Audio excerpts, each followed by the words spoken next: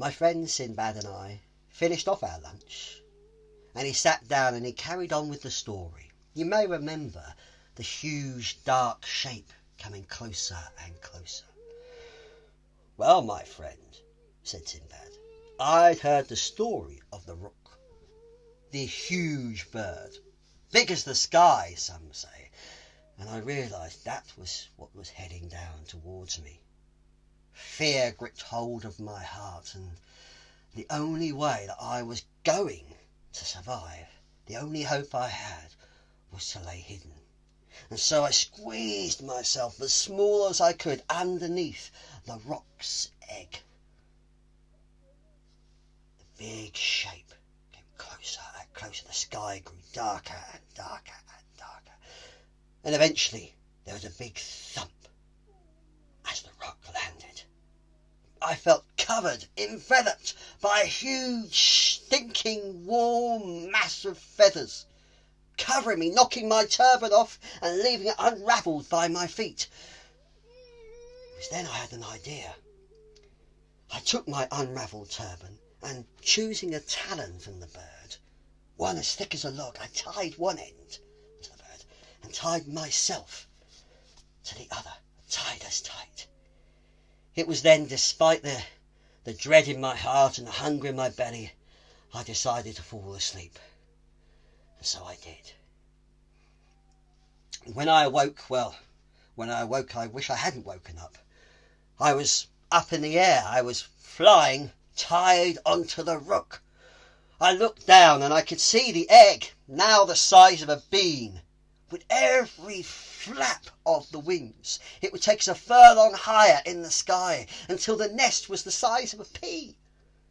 Higher and higher we went. The air got thinner and thinner. I became dizzier and dizzier. My lungs shriveled up to the size of a walnut, and I passed out.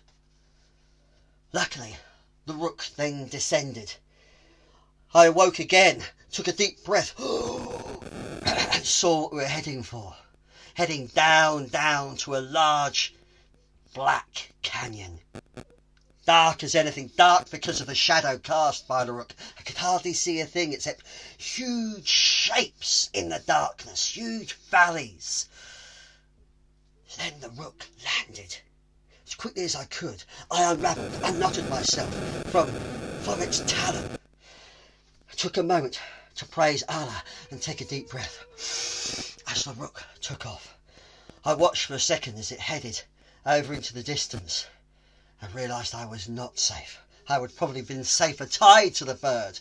But now, surrounded in this valley, underneath every stone, every rock, every crevice, black serpents would slither out, their huge angry heads looking this way and that. I sat still, not wanting to move, hoping they couldn't see me. It was then I saw a rook coming closer and closer. It just missed me. It wasn't aiming for me, it was aiming for one of the serpents. It grabbed a black serpent and took it up into the sky, as a crow may take a worm. As it flapped and flapped, I felt lots of grit and gravel falling from the talons where he grabbed. When it flew away, I noticed light starting to appear as the shadow of the rook disappeared. And it wasn't grit and gravel. I looked down, I couldn't believe my eyes. Diamonds, rubies, sapphires, emeralds. I was in the Valley of Diamonds. I've heard of this place, told many years before, so I quickly stuffed as much as I could into my pockets, down my shirt, wrapped some into my turban even. Forgive me for doing that. And then I took a moment to see the folly of what I was doing. Here I was stuck in a valley, surrounded by riches, more riches than any man could ever see, but surrounded by black serpents. A huge wave of them started to swirl around the space. It felt as if they were getting closer and closer to me. They must have seen me moving, of course, grabbing all of those precious stones.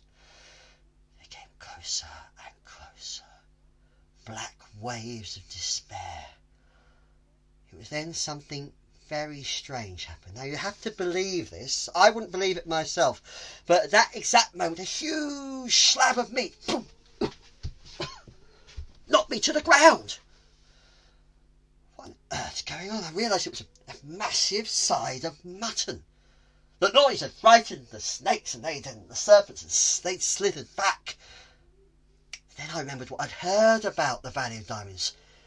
Some people would come here, but being too scared of the serpents and the rook, they would throw down meat and then drag the meat back up, hoping stones would be stuck into the sticky sides of the meat.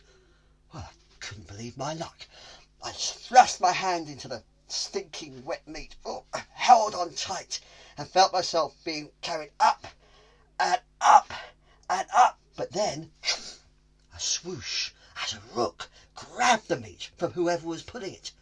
I was taken further and further again and landed in a different rook's nest, and there this grotesque little chick hobbled over towards the side of meat, hobbled over towards me. With one slash of its beak, it had taken a big chunk out of the mutton. With another slash, it had taken another chunk, ripped my shirt and scratched my chest. I looked down and saw blood starting to form.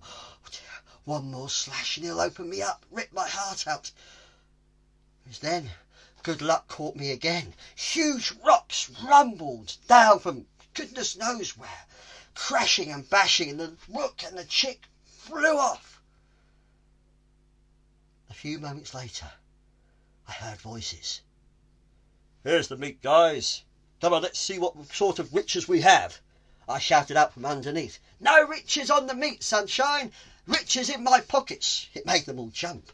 But they pulled back the meat and found me clinging on inside. "What on earth has happened to you?"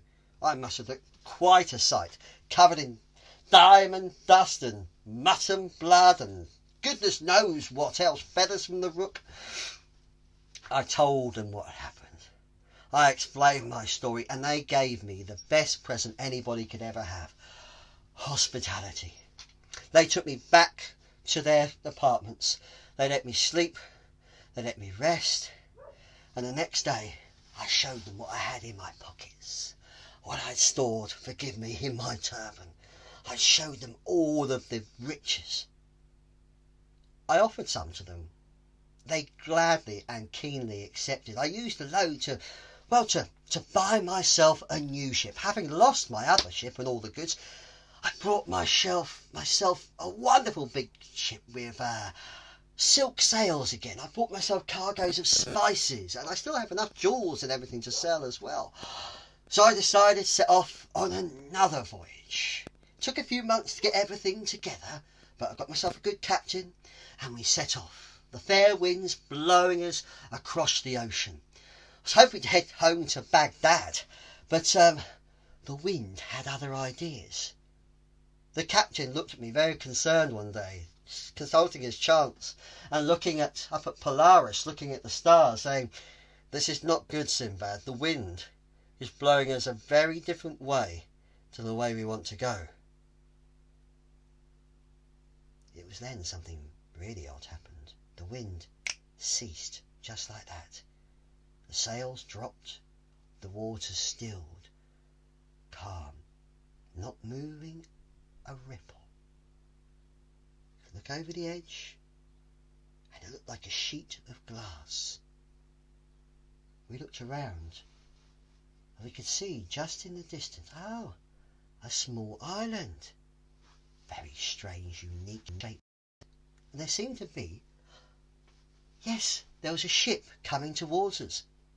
It was at this point the captain screamed, "Ah!" and fell to the ground. "What on earth is wrong with you? Something's coming to get us. Prepare, prepare," said the captain. "Prepare for what?" "Expect death, young man. Expect to die. For this wind has brought us somewhere terrible. So terrible, we're all doomed." "How terrible?" "Oh, my friend, my throat is quite dry. I'd better go and get myself a drink." Next time I'll tell you how terrible things got.